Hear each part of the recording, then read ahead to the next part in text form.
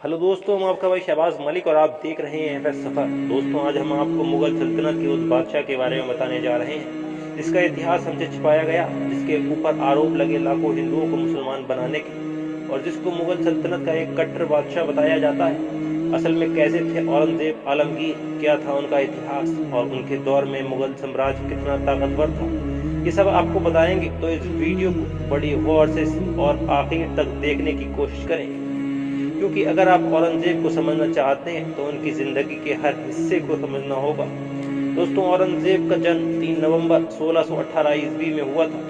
इतिहासकार की माने तो अपने बचपन से ही काफ़ी बहादुर और जंगजू शख्स थे औरंगजेब के पिता शाहजहां के कुल चार बेटे थे और वो शाहजहां के 3 नंबर के बेटे थे। शाहजहां के चारों बेटों के नाम कुछ इस तरह थे।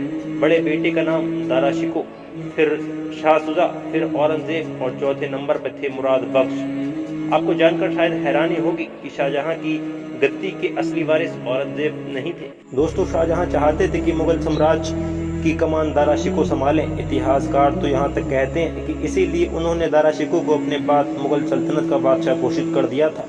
लेकिन दोस्तों, दूसरी तरफ शाहजहां के किसी भी बेटे को दारा शिकोह का बादशाह बनना मंजूर नहीं था। लिहाजा 4 बेटों में हुकूमत को लेकर कुशल जंग हुई, जिसमें औरंगजेब की जीत हुई और यहाँ से शुरुआत होती है औरंगजेब की कहानी की। कहते हैं 31 जुलाई सन 1658 ईस्वी में औरंगजेब मुगल सल्तनत की गद्दी पर बैठे।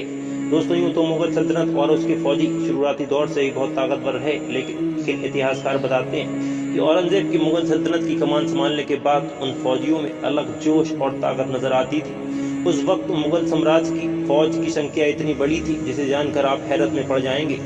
दोस्तों, उस वक्त के ऐतिहासिक दस्तावेजों के अनुसार फौज की संख्या लगभग 9 लाख सैनिकों की थी, जो कि आज दुनिया के किसी भी देश की आर्मी से ज्यादा है। कहा जाता है औरंगजेब अपनी मुगल बादशाहत में सबसे ज्यादा जंगें लड़ने वाले बादशाह थे और उन्होंने अपनी आधी से ज्यादा जिंदगी मैदान जंग में गुजार दी।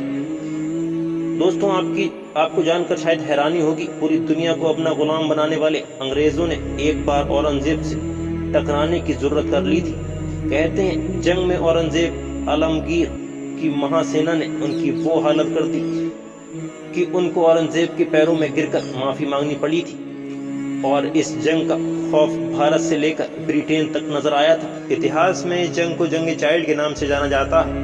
कहा जाता है उस वक्त औरंगजेब की फौज दक्कन के सुल्तान अफगानी और मराठों से लड़कर इतनी अनुभवी और शक्तिशाली हो चुकी थी कि वो किसी भी वक्त दुनिया की किसी भी बड़ी से बड़ी फौज को आसानी से हरा देती थी।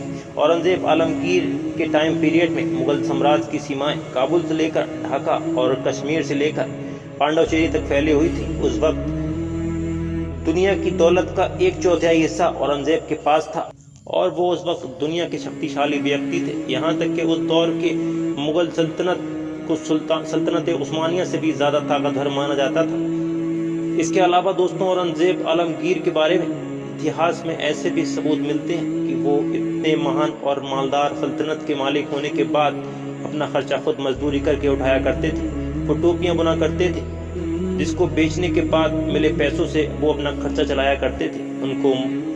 उनका मानना था कि सल्तनत की दौलत उनकी नहीं बल्कि हुकूमत में रहने वाली जनता की है और वो असल में उसे खर्च करने के हकदार नहीं है। तो औरंगजेब आलमगीर अपनी पूरी जिंदगी इस्लामिक कायदे कानून से चले और उन्होंने अपनी दौरे हुकूमत में शराब पर सख्ती के साथ पाबंदी लगा दी, और अगर उस वक्त कोई व्यक्ति शराब बेचते या उसे इस्तेमाल करते पकड़ा जाता था तो उस पर सख्त कार्रवाई की जाती थी। दोस्तों, एक सबसे बड़ा इल्ज़ाम जो औरंगजेब पर हमेशा से लगता आया है कि वो हिंदू विरोधी थे, मगर दोस्तों असल में सच्चाई बिल्कुल विपरीत है।